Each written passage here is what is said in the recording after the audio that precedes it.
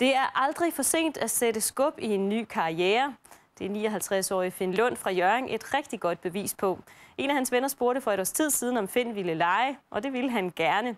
Det blev startskud til noget, som Finn Lund aldrig havde drømt om. Guitarman var inde og boble på Radio London.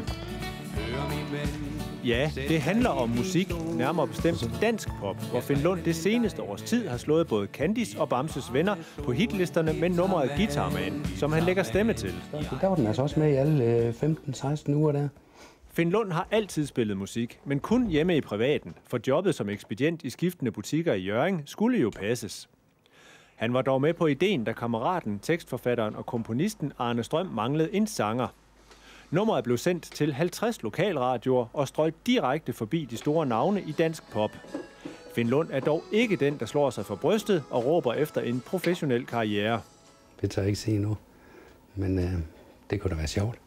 Selvom Finn Lund godt kan mærke, at succesen har fået ham lidt op på noderne, er han så meget vendelbo, at der skal mere til for at få hans puls op. Men det rykker lidt, gør det.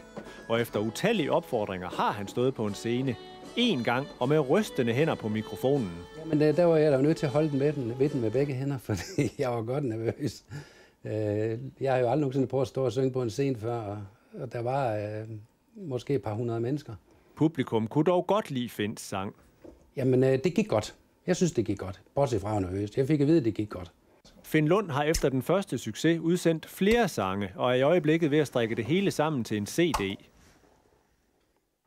Foreløbig tjener Finn Lund ingen penge på sin sang og de gode placeringer.